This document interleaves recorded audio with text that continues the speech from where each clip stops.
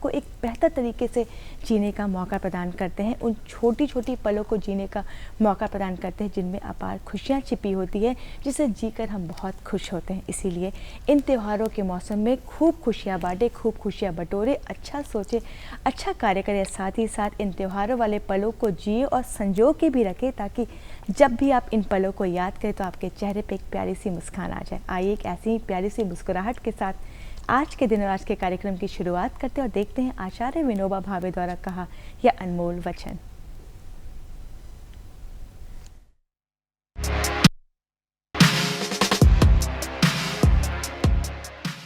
Doctor APJ Abdul Kalam ने कहा था, मैं इस बात को स्वीकार करने के लिए तैयार था कि मैं कुछ चीजें नहीं बदल सकता।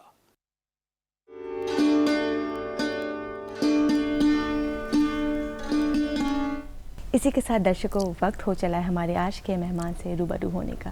दर्शकों कहते हैं कि जिस प्रकार हमारी पहचान हमारी भाषा और हमारी संस्कृति के बिना अधूरी है, ठीक उसी प्रकार त्यौहार संगीत के बिना अधूरे होते हैं, क्योंकि संगीत इन त्योहारों में नई उमंग और नए जोश भर देते हैं। तो चलिए इसलिए आज के कार्यक्रम में हम बात करेंगे त्योहारों की, कई लोकगीतों का आनंद उठाएंगे और इसके लिए हमारे बीच मौजूद है एक नहीं बल्कि दो तो बेहतरीन लोकगीत गायिका। तो चलिए स्वागत करते हैं हमारी आज की विशेष अतिथियों का।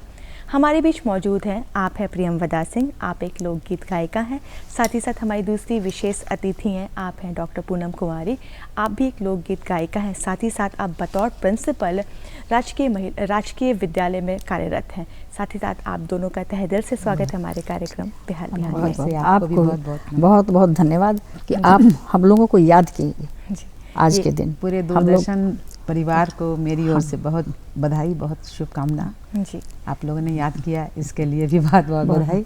आज आप हम लोग को बुलाई हैं, हम लोग बहुत आपके आभारी हैं और बहुत खुश हैं। ये हमारा भी सौभाग्य है कि इतनी बेहतरीन लोकगीत गायिका हमारे बीच मौजूद है, हमारे आज के कार्यक्रम को जानकारियों के साथ साथ मनोरंजन से परिपूर्ण करने के लिए। ये आपका बड़प्पन है जी।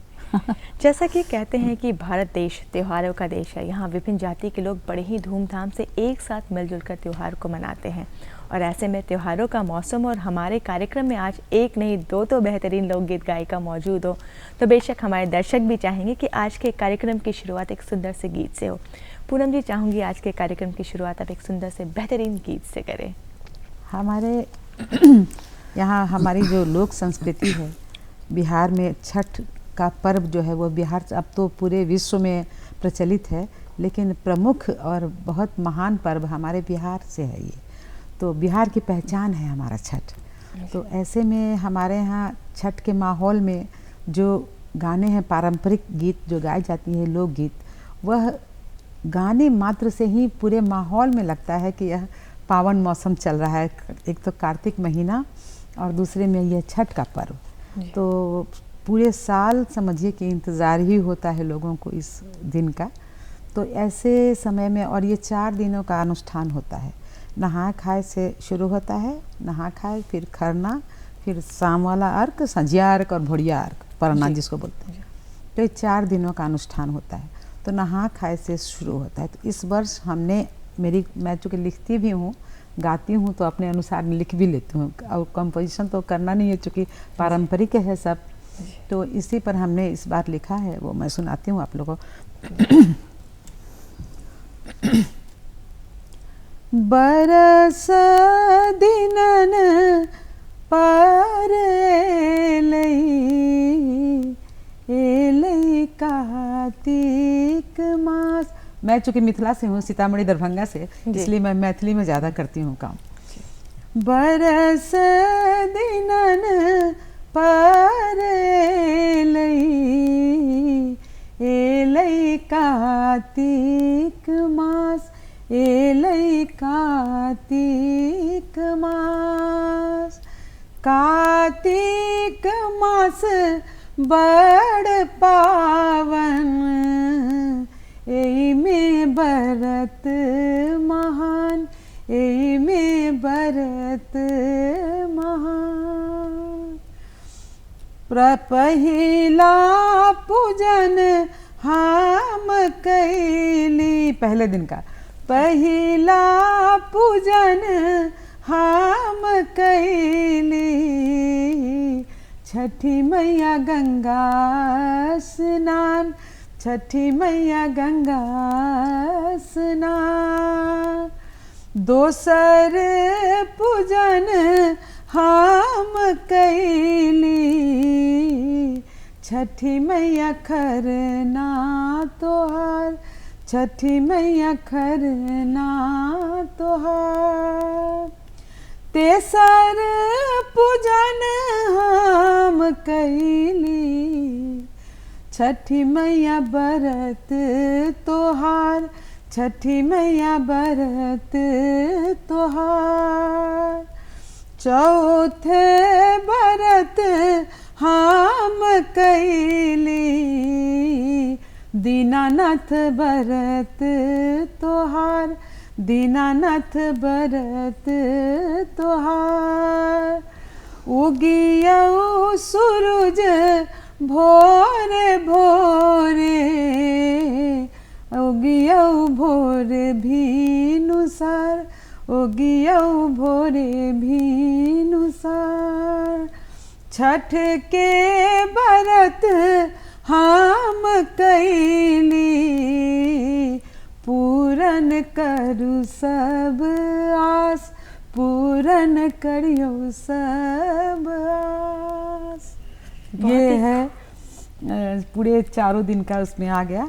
वाकई आपने सुंदर सी गीत में चारों दिनों को इतने अच्छे तरीके से दर्शाया है, बहुत अच्छी तरीके से भावों को प्रकट किया है। आपका तहे दिल से शुक्रिया। धन्यवाद। प्रेमवता जी, जैसा कि आज भाई दूज भी, और ऐसे में चाहूँगी कि आप इस दिन की विशेषता बताते हुए एक गीत को, इस दिन के गीत को हमारे दर्शकों के साथ साझा करें। भाई दूज मतलब भाई बहनों का ये त्यौहार होता है। बहनें जो हैं भाई के लिए आज के दिन मतलब व्रत रखती हैं। इसको गोधन भी कहते हैं हम, भैया दूज भी कहते हैं, है ना, दोनों कहते हैं इसको। और उसके लिए मतलब कि आज जम लोग बनाती हैं, एक चौकोर सा मिट्टी का बनाती हैं, उसमें चौकोर बना, उसमें जम, और जम की बहन को मिट्टी का बना कर रखती हैं।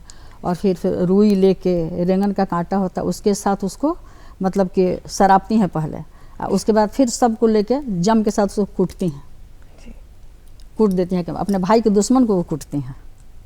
तो इसी पे मैं एक आपको गीत सुना रही हूँ, गोधन गीत कहते हैं इसको, या भैया दूज कहिए।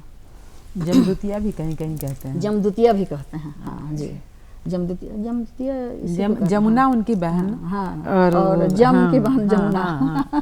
जम की बहन जमुना। ये मैं भोजपुरी में गाती हूँ क्योंकि हमारी भाषा भोजपुरी है। चंदन छई छई पीढ़वा बनावल है, आहे ताही पीढ़िए बैठले दुलारू भैया बहिनी जी माँ मेली है, आहे ताही पीढ़िए बैठले दुलारू भैया बहिनी जी माँ मेली है। साठी कुटिय भात नीरब है, आहे मुंगिया दररी केर दाल दुलरुआ भैया जे मिहन है, आहे मुंगिया दररी केर दाल दुलरुआ भैया जे मिहन है। हाली हुली जे महू मोरो भैया है, भैया सखी सब गेली बड़ी दूर, हमहू पछुआ गईनी है, आहे सखी सब गेली बड़ी दूर, हमहू पछुआ गईनी है। मतलब कि भाई को बहन खिला भी रही है, लेकिन उसको मतलब ये है कि हम घूमने भी जाएंगे तो तुम जल्दी जल्दी खाओ। तो भाई कह रहा है कि चुप हो खू मोरा बहिनी है, बहिनी हंस राजा घोड़ा दौड़ाइब तोरा पहुँचाइब है, बहिनी हंस राजा घोड़ा दौड़ाइब तोरा पहुँचाइब है। यही गीत है। इसी तरह से मतलब कि लोग गाते हैं, अपने मन की भावना को लोग व्यक्त करते बिल्कुल, हैं। वाकई यही लोकगीत की खासियत होती है कि हम हाँ, अपने इसमें भावों कुछ को, भी अपने ये नहीं संस्कारों होता है के- कि हम किसी को जो कहानी मन में होती है आए, उसमें, हाँ, जो कहानी होती है, हाँ। जी, जी। आपस में आप- वार्तालाप भी जो होता जी। है वह भी सारी वो बातें काफ़ी उसमें बेहतरीन और होती काफ़ी हैं। खूबसूरत होती है। बहुत जी, खूबसूरत होता है। जैसा कि पर्वों का त्यौहार चल रहा है, ऐसे में आपसे जानना चाहूँगी, अगर कहते हैं कि छठ पूजा केवल 4 दिन का त्यौहार नहीं बल्कि साल भर का इंतज़ार होता है लोगों के लिए, चाहूँगी इस दिन की विशेषता को बताते हुए हमारे दर्शकों को के साथ इस दिन के बारे में बताएं। ये कार्तिक महीना तो जैसे दुर्गा पूजा आने से ही हम लोग पहले तो अगस्त से ही शुरू हो जाता है, श्रावणी महोत्सव के बाद से ही व्रतों का सिलसिला लग जाता है। लेकिन जैसे ही हमारा दुर्गा पूजा आता है तो दुर्गा पूजा आने से ही ज़्यादा उत्सुकता हो जाती है, बढ़ जाती है कि अब इसके बाद 20 दिनों के बाद दिवाली है। हमारे यहाँ कहते ही है कि दशहरा के ठीक 20वें दिन दिवाली छठ, दिवाली के छठे दिन छठ। तो यह जो एक गिनती लगता है कि पास आ रहा है, एक उत्साह का माहौल होता है, पूरे लगता है कि हर तरफ एक खुशहाली जैसा, हर तरफ लोग एकदम खुशी और चहकते हुए लोग नज़र आते हैं। गाँव में आप जाएंगे तो देखेंगे वहाँ इस समय कटनी होता है, धानों की कटाई होती है किसानों के घर में। क्योंकि मैं गांव से भी जुड़ी हुई हूँ, मेरा ददिहाल जो है सीतामढ़ी है, तो मैं बहुत छुट्टियों में जाती थी तो बहुत ध्यान से सब चीज़ों को देखती थी, तो मुझे जानकारी है इस चीज़ की। तो इस समय कटनी होती है और हर किसान के घर में अनाज, चावल और सारे अन्न से भरा पूरा होता है वो लोग। तो इसी समय बहुत खुशहाल होते हैं वो लोग, खूब खुश होते हैं, जितना अधिक उपज होती है उस हिसाब से। और इसी दरमियान ये सब पर्व होता है, तो मत पूछिए उन लोगों के यहाँ खुशी और किस तरह से मनाते हैं, बहुत बढ़िया लगता है गांव में। तो ऐसे ही छठ के लिए वहाँ भी बहुत तैयारी होती है, गांव के लोग भी बहुत तैयारी करते हैं। शहरों में उस हिसाब से दोनों का लेवल अलग अलग है, शहर में और गांव वाले लोग भी इसी तरह से पवित्रता के साथ सारा काम करते हैं। उसमें भी जैसे पारंपरिक गीत वहाँ शहरों में आपको कैसेट और यूट्यूब के माध्यम से बहुत आधुनिक शब्दों के साथ नए नए गाने, नए नए धुनों में मिलेंगे, लेकिन गांव में आज भी आपको पारंपरिक लोकगीत ही मिलेंगे। जो लोग शहर से, मजदूर वर्ग के लोग शहर से जुड़ गए हैं, उन लोगों के घर में यदा कदा मोबाइल अब तो सबके पास है, तो उसमें वो लोग भी यूट्यूब से जुड़ते हैं और नए नए गाने गाते हैं, लेकिन सुनते हैं। लेकिन जो वहाँ की महिलाएं हैं गांव की, वो सारी गाएंगी तो पारंपरिक ही गाएंगी। जैसे एक बहुत पुराना है गाना, वो भी आज भी है, आप गाकर भी सुनाए। हाँ, मैं गा रही हूँ उसको अनुराधा पौडवाल ने भी गाया है उसको, लेकिन वो हमारा पारंपरिक ही है वो। कांच ही बांस के बहंगिया, बहंगी लचकत जाए, कांच ही बांस के बहंगिया, बहंगी लचकत जाए। घरवा के मालिक, अब जो घर में है बड़े बच्चे, मेल का नाम आता है, मालिक कवन बाबू भार घाटे पहुँचाए, भार घाटे पहुँचाए, बाट ही पूछेला बटोहिया, ई भर किन का के जाए, ई भर किन कर जाए। अब उस समय लोग कहते थे अंधा, अब अंधा शब्द हम लोग नहीं कहते हैं किसी को, अब शब्द हो गया ना अंधा कहना कि तुम अंधे हो, ये बात अब शब्द है, तो इसलिए हम लोगों ने इसको बदल दिया। तू तो मूर्ख होए रे बटोहिया, ई भर छठी माई के जाए, ई भर छठी माई के जाए।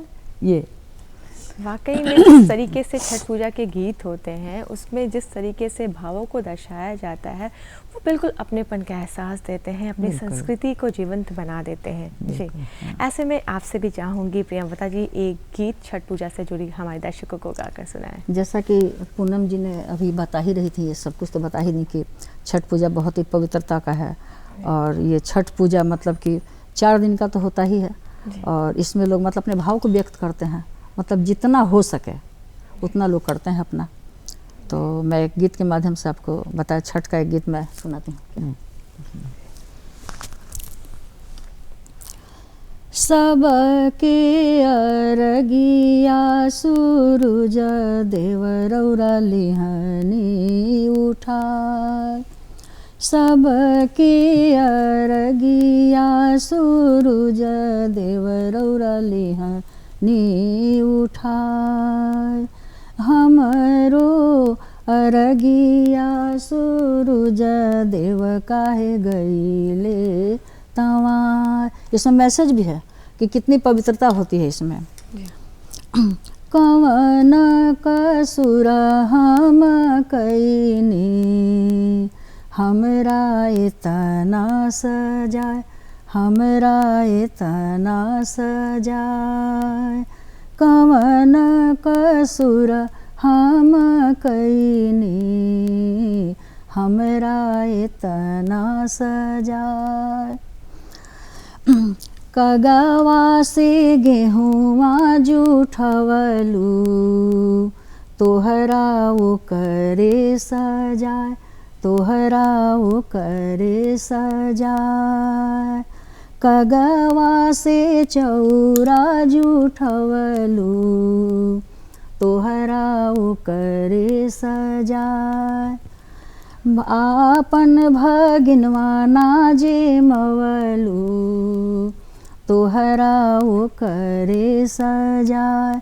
तब परवेतिन कहती है, अब की कसुरवा सूरज देव, रौरा बखसू हमार, रौरा बखसू हमार, जोड़े कलशुपवा अर्घ देबो, भूल बखसू हमार, भूल बखसू हमार।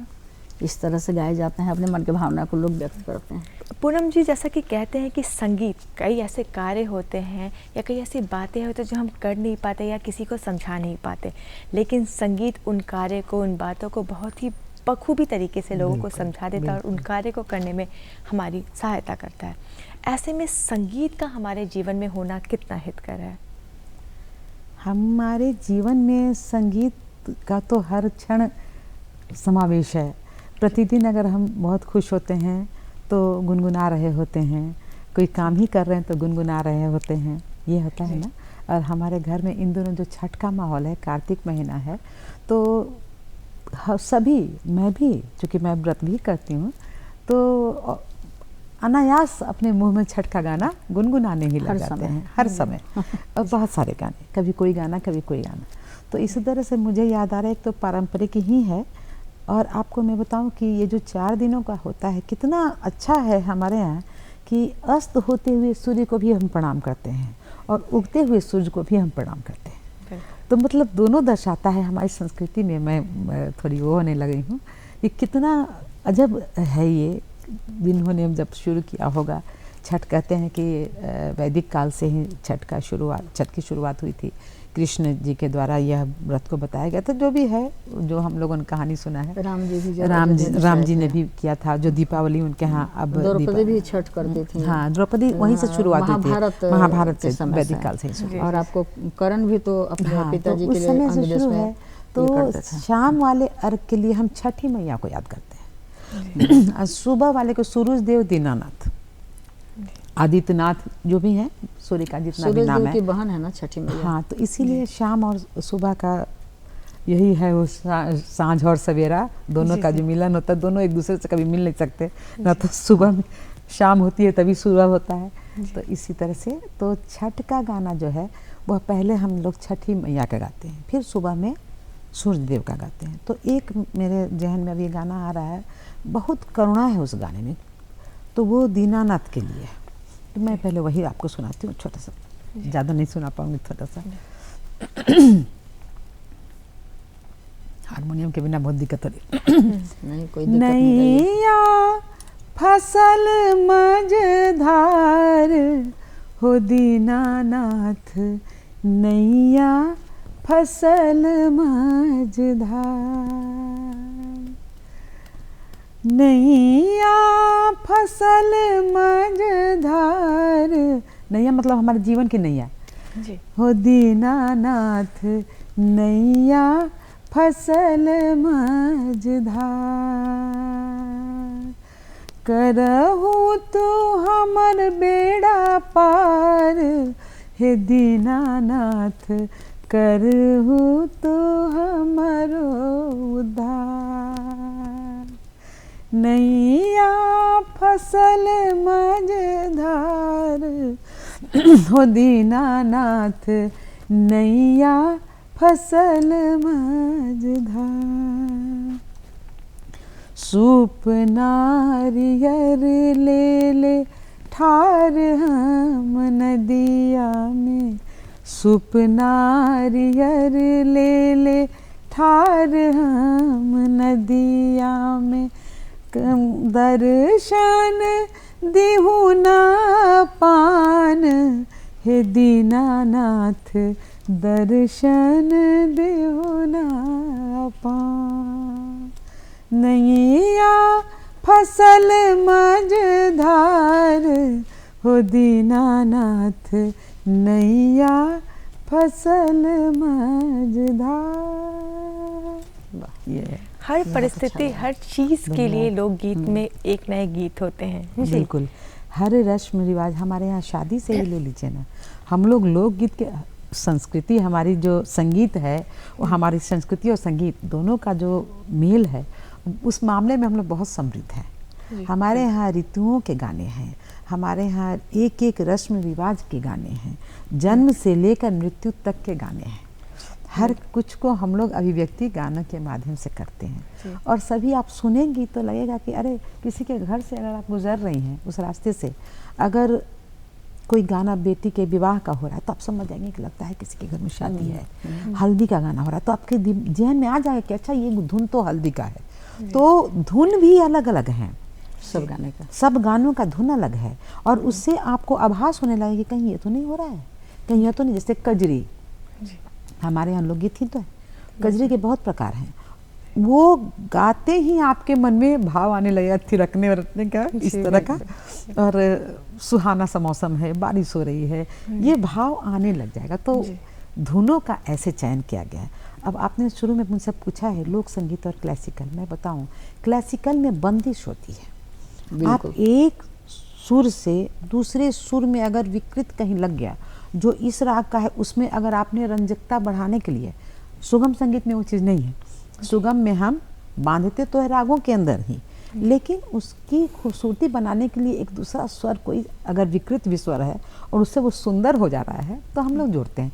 क्लासिकल में ये वर्जित है, आप नहीं कर सकती। वो अपने आप और में लोकगीत बंधा में तो स्वच्छंद है, जहाँ स्वच्छंद है बिल्कुल, जहाँ जो सुर लगाना है लगाइए, सुंदर होना और चाहिए। वही बस। उसकी खूबसूरती है कि आप किसी भी तरीके से किसी भी रूप में उसे ढाल सकते हैं, गा सकते हैं। जी। और कहने का अंदाज होना चाहिए, ये ज़्यादा कहने अच्छा है का अपने खूबसूरत। हाँ, हम लोग आज़ाद हैं, हाँ, जितना अच्छा गा सकते लोकगीत में, हाँ लोकगीत में आज़ादी है, आज़ादी है उसमें भी, लेकिन हम बस इसी दायरे में हमको जितना रखना है। क्लासिकल में ये मेरा दायरा है, समझिए, और इसी में हमको जो मोड़ना है यहीं मोड़ना है, इसी में घूमना है, इसी में ऐसे कूद लेना है, लेकिन ये दायरा ही है।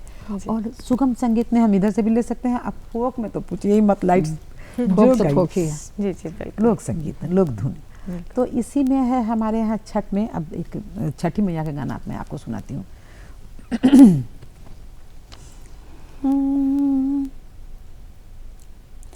छठी मैया सुतली पलंग पर, लट दिली छिरिया, अपने बालों को बिखेर दिया उन्होंने।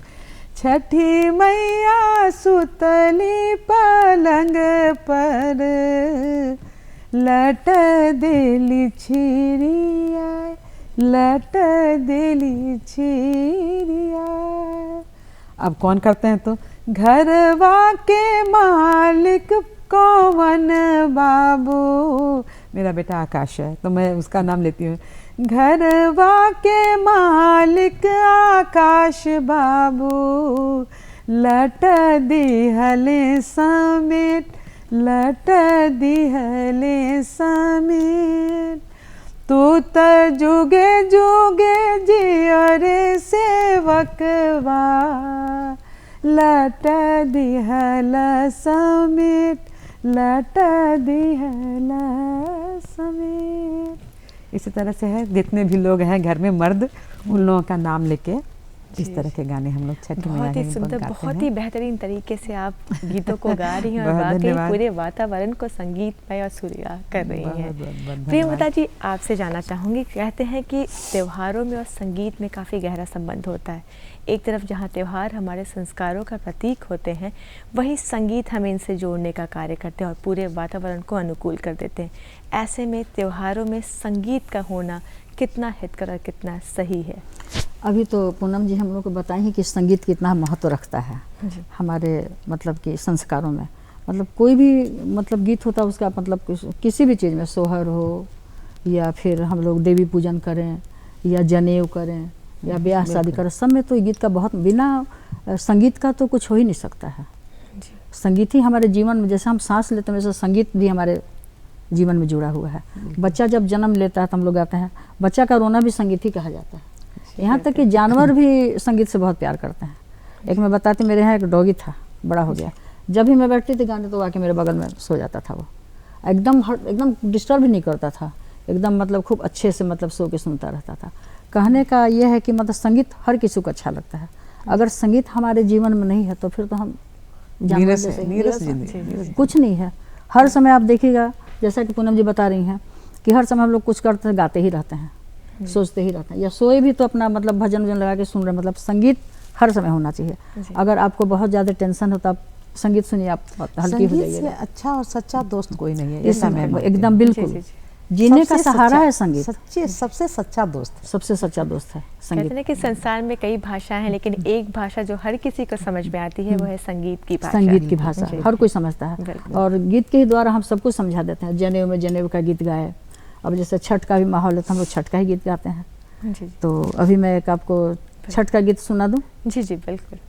गीत हाँ, बहुत बढ़िया, बहुत अच्छा गाया। मैं इसको अब सुना, जैसे पूनम जी बोली कि मैं लिख के, तो मुझे भी लगा कि मैं लिखी हूँ तो जरा सुना देती हाँ, हूँ। बिल्कुल। अधिक नहीं, थोड़ा सा सुनाती हूँ मैं। जी या बहुत मैं पहले लिखी थी थोड़ा सा, और इसमें बहुत छठी लोग कितना कष्ट करती हैं। व्रती लोग। हाँ, व्रती लोग जो होते हैं, व्रती लोग, तिवई लोग कितना कष्ट करती हैं। तो और वो गाती हैं, मतलब मैं उसी पे लिखी थी। कार्तिक के आइल महीनवाए छठी मैया, राउर महिमाया पार ए छठी मैया, राउर महिमा अपार।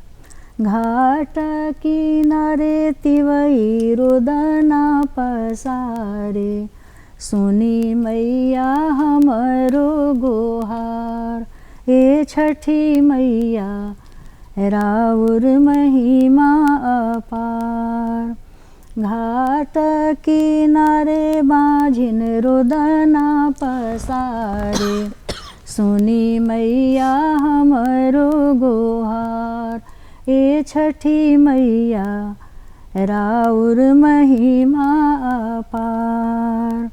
घाट किनारे बाबू रोदना पसारे, सुनी मैया हमरो गोहार ए छठी मैया, राउर महिमा अपार ए छठी मैया, राउर महिमा अपार। इस तरह से हम लोग इसको मैं लिखने जाती हूँ। वाकई बहुत क्योंकि ही अच्छे घाट पे लोग तरीके जाती हैं तो उसको मतलब सो के भी जाती हैं, और दंड प्रणाम हाँ, कहते हैं। दंडोत दंडवत प्रणाम कहते हैं। जी, जी। और बहुत कष्ट होता है। गीत जो होता है, संगीत की 3 प्रमुख कलाएं होती हैं, गायन, वादन और नृत्य, और तीनों में परिपक्व होने के लिए इसका शास्त्रीय संगीत का ज्ञान होना काफ़ी आवश्यक है।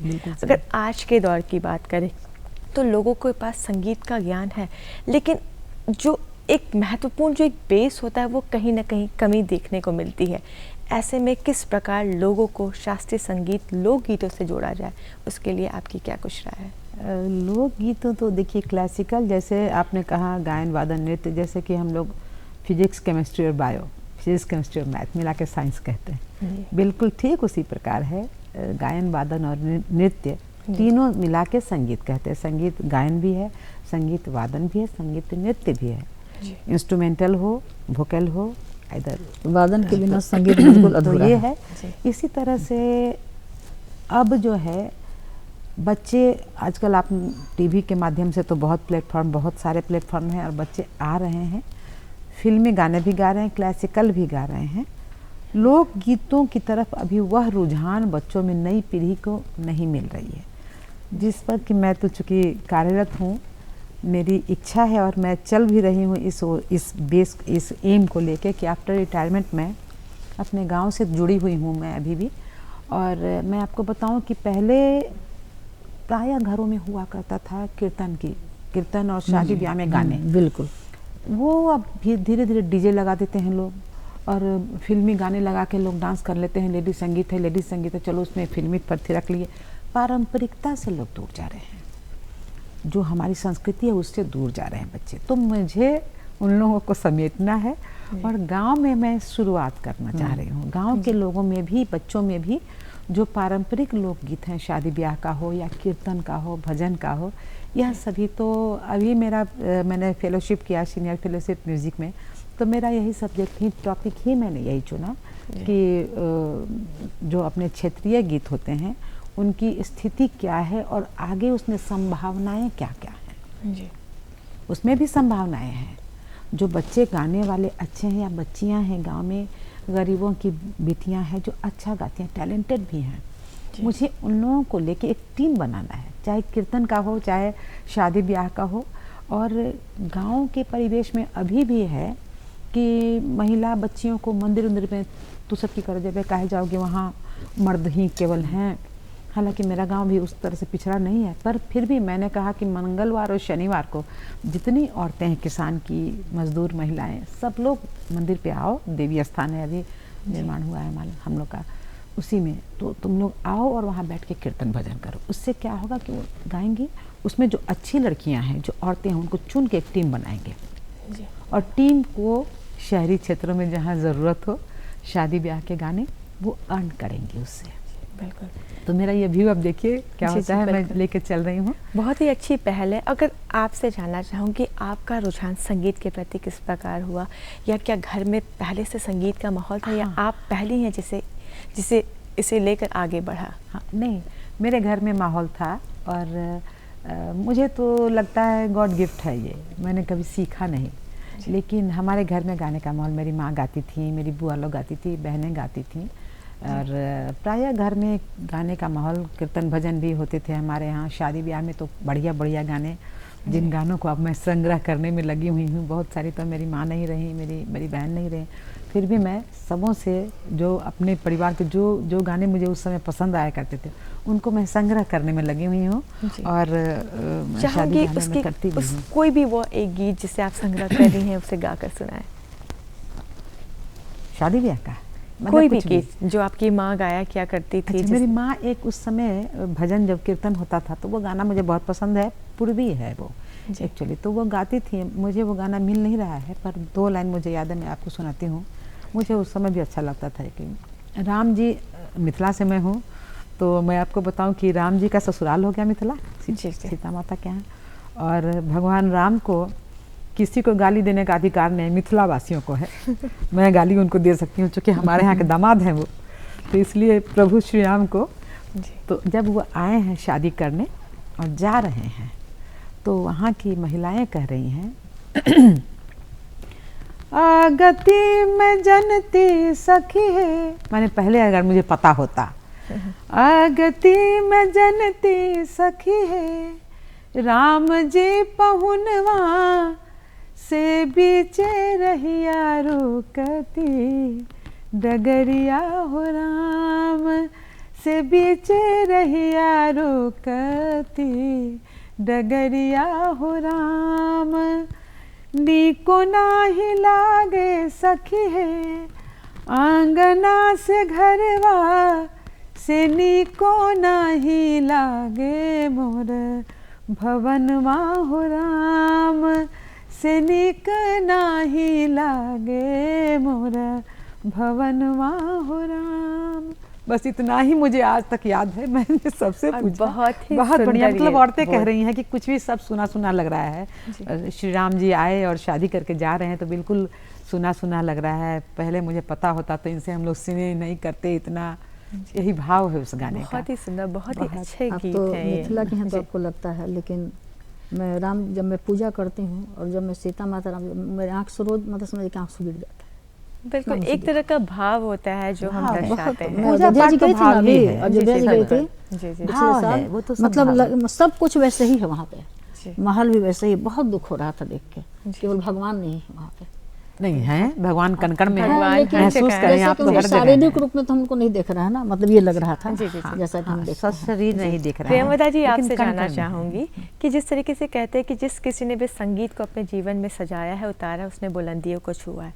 संगीत का आपके जीवन में होना कितना हद करे, किस तरीके से आपको इस मुकाम तक लाने में संगीत ने आपकी सहायता की?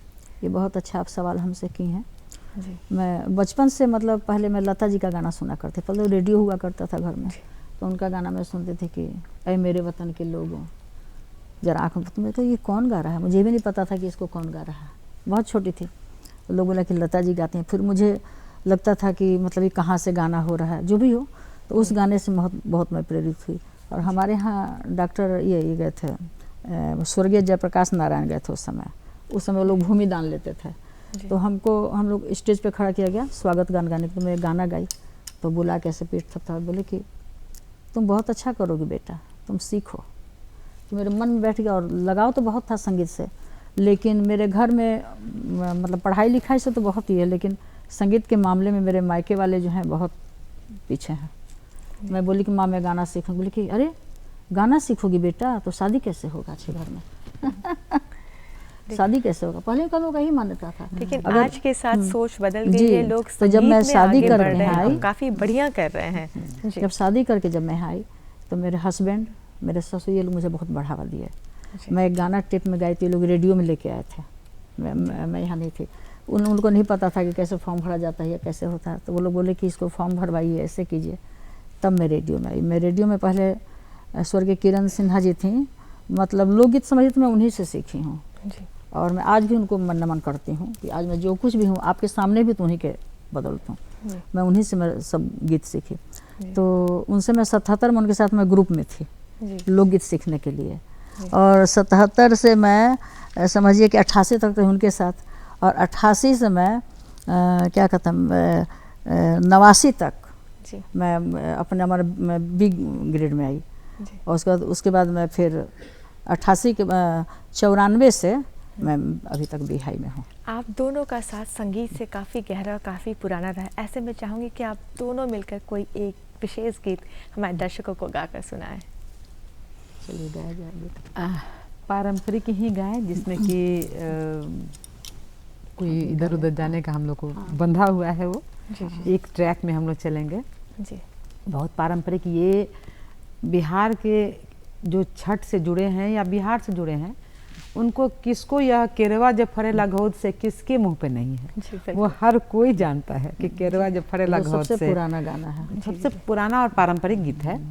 तो उसको हम लोग शुरू करते हैं। जी केरवा जे फरेला घोद से ओह पर सुगा मर राय, ओह पर सुगा मर राय, मार बौरे सुगवा धनुष से, सुगा गिरे मुरुछा, सुगा गिरे मुरुछा, उजे खबरी जनई है आदित्य से, सुगा दिले झूठी आय, केरवा दिले झूठी आय, उजे सुगनी जे रोए वियोग से, आदित्य होई ना सहाय,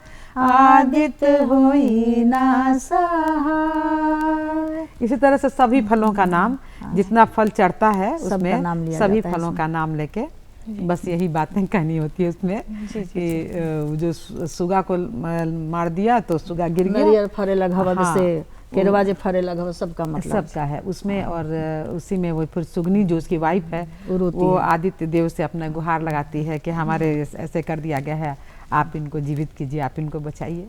तो यही है कि छठ में हम लोग अपनी जितनी भी संकट, विशेष तौर से है कि उस समय इतना साइंस डेवलप नहीं था। आजकल तो आईवीएफ के माध्यम से बच्चे हो जाते हैं, बस कुछ है, साइंस काफ़ी आगे है। उस समय ऐसा नहीं था। तो अंधे, बांझिन ये शब्द हुआ करता था उस समय। ये सब सभी लोग सूर्य देव से अपनी अर्ज करते थे कि बाझिन के पुत्र दिहु है दीनानाथ, अंधा को आंख दिहु है दीनानाथ। मतलब ये जितनी भी अपनी कमियां हैं वो सब और हम आज हम साइंस मतलब साइंस इस हद तक बढ़ गया, हम इतने डेवलप है, लेकिन आज भी वो आस्था, वो विश्वास लोगों का बना हुआ है। जी जी, आज भी है। बिल्कुल। आप दोनों यहाँ पर आए, अपना कीमती समय हमारे दर्शकों को दिया और इतने अच्छे अच्छे लोकगीत हमारे दर्शकों को गा कर सुनाया और छठ पूजा की महानता के बारे में बताया। उसके लिए आप दोनों का तहे दिल से धन्यवाद। आपको भी तहे दिल से दूरदर्शन धन्यवाद परिवार को और दूरदर्शन छठ परिवार की को बहुत शुभकामना। बहुत आपको भी शुभकामनाएं। सबको मेरी ओर से पूरे दिल बहुत से बधाई, बहुत बहुत शुभकामनाएं। और छठ के लिए बहुत बहुत बधाई। जी, सब धन्यवाद। पर्वतीन लोग अपने घर में अच्छी तरह से छठ करें। जी। और आपको भी पूनम जी। हाँ, आपको भी। तो दर्शकों, ये थी हमारी आज की विशेष अतिथि प्रियंवदा सिंह और डॉक्टर पूनम कुमारी, जिनसे हमने लोकगीतों का आनंद उठाया और साथ ही साथ पर्वों के बारे में बातचीत की। इसी के साथ दर्शकों, वक्त हो चला आपको बताने का कि हमारा आज का कार्यक्रम आपको कैसा लगा, जिसके लिए ज़रूरी है आपको हमारा पता नोट करना। हमारा पता है निदेशक DT बिहार, दूरदर्शन केंद्र पटना, फ्रेजर रोड पटना 800001 और हमारा ईमेल है director.dtk.patna@gmail.com। बस कुछ है, साइंस काफ़ी आगे है। उस समय ऐसा नहीं था। तो अंधे, बांझिन ये शब्द हुआ करता था उस समय। ये सब सभी लोग सूर्य देव से अपनी अर्ज करते थे कि बाझिन के पुत्र दिहु है दीनानाथ, अंधा को आंख दिहु है दीनानाथ। मतलब ये जितनी भी अपनी कमियां हैं वो सब और हम आज हम साइंस मतलब साइंस इस हद तक बढ़ गया, हम इतने डेवलप है, लेकिन आज भी वो आस्था, वो विश्वास लोगों का बना हुआ है। जी जी, आज भी है। बिल्कुल। आप दोनों यहाँ पर आए, अपना कीमती समय हमारे दर्शकों को दिया और इतने अच्छे अच्छे लोकगीत हमारे दर्शकों को गा कर सुनाया और छठ पूजा की महानता के बारे में बताया। उसके लिए आप दोनों का तहे दिल से धन्यवाद। आपको भी तहे दिल से दूरदर्शन धन्यवाद परिवार को और दूरदर्शन छठ परिवार की को बहुत शुभकामना। बहुत आपको भी शुभकामनाएं। सबको मेरी ओर से पूरे दिल बहुत से बधाई, बहुत बहुत शुभकामनाएं। और छठ के लिए बहुत बहुत बधाई। जी, सब धन्यवाद। पर्वतीन लोग अपने घर में अच्छी तरह से छठ करें। जी। और आपको भी पूनम जी। हाँ, आपको भी। तो दर्शकों, ये थी हमारी आज की विशेष अतिथि प्रियंवदा सिंह और डॉक्टर पूनम कुमारी, जिनसे हमने लोकगीतों का आनंद उठाया और साथ ही साथ पर्वों के बारे में बातचीत की। इसी के साथ दर्शकों, वक्त हो चला आपको बताने का कि हमारा आज का कार्यक्रम आपको कैसा लगा, जिसके लिए ज़रूरी है आपको हमारा पता नोट करना। हमारा पता है निदेशक DT बिहार, दूरदर्शन केंद्र पटना, फ्रेजर रोड पटना 800001 और हमारा ईमेल है director.dtk.patna@gmail.com।